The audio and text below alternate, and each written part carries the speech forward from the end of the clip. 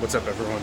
Currently in Venice, Venezia in Italia, and we're currently looking at this gondola service right here. These peeps are taking the gondola little boats through these channels, these little tiny riverways of the actual Mediterranean waters, because Venice is all the way on the east side of Italy, the very northeast side of Italy.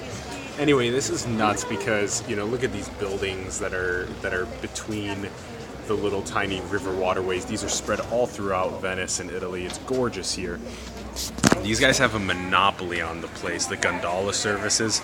I was recently learning from a couple of Venetians that they charge like 100 euros for like a half hour on the boat, which is pretty expensive. That's about like 120 or 20-ish US dollars. And I was like, what happens if I just like bring my boat from outside of the city and drive it in and start offering a service? And they're like, you'll get your boat burned. And I was like, that's a pretty intense Mafia ideology. But that kind of stuff exists across the planet. This sort of territory and turf of the me versus them. And so the us versus them. And I just did a little video about that a little earlier as well, but I thought it would be interesting to just chat about again and also just showcase beautiful Venice and Italia. Other crazy thoughts about the Venetians are that the Venetians were telling me that it's now becoming more difficult for them to retain ownership of property here. A lot of them are moving out of Venice and they're moving into other areas of Italy, as well as just moving around. And there's, part of that is a natural thing, but also part of that is just like a natural thing of people moving to different parts of the world. But also, we see a lot of that in San Francisco. There's not that many San Franciscans left in San Francisco. In Venice, you have to be a third generation in order to be considered Venetian. So the general idea behind that's like, whoa, like what's going on with property prices? Who's just coming in and swooping up property from the United States, Europe, China, wherever, and just coming in, swooping up property, keeping it as the third or fourth or 10th home or whatever. And should we be having a global discussion about what that's like when we're hoarding real estate across the world and we only live in it for 14 days out of the year?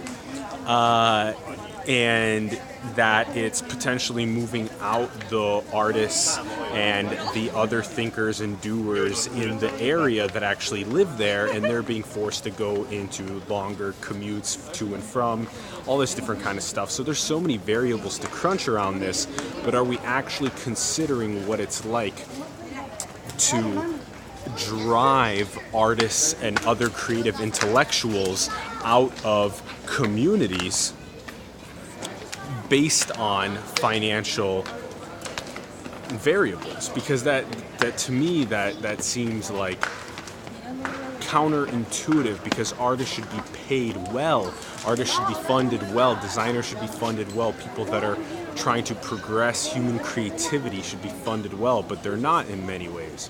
And so if we're driving them out of Venice, if we're driving them out of San Francisco, if we're driving them out of these areas due to real estate prices, and in many cases it's not just a family owns one property and their one property is in Venice. This is a second, third, fourth, fifth property type of city. And so these are just all things to consider, all variables to crunch in the process. It's not as easy as just binary black and white thinking. I'm going to try and get us as far out of binary black and white thinking as possible. Crunch the variables, think about it. What should we do about people living in certain areas? About retaining some sort of the cultural system. Like, again, do we want the Venetian history to also be gone over time because people aren't able to live here and communicate their culture, their writings, their music, their art, their traditions? Because we want to keep that, right? We want to keep a genealogy of the ideas over time. You want to be able to keep that and see where things came from, an archaeology of the ideas over time. And this is all really important to think about and keep up with. So again, consider what it's like crunch these variables. How do we keep artists and creatives around for longer periods of times in cities? And why is that important? Why is it important to retain the archaeological genealogy of all the culture, ideas, history in general? And how do we best do that? So thanks for tuning in and learning more about Venice. This place is insane. Highly recommend. It's like a video game being here. I'm serious, like a fucking video game. So come check it out and be respectful, and also be artistically inclined and creatively inclined to talk about these things. Let's figure out how to make the artists and creatives on the planet more loved and endured and retain more of this culture across the planet. Let me know with your thoughts below. I'd love to hear some of your thoughts about how we do that. Let's start the global conversation about it. Much love, everyone. Thanks for tuning in from Venezia in Italia. Bellissimo.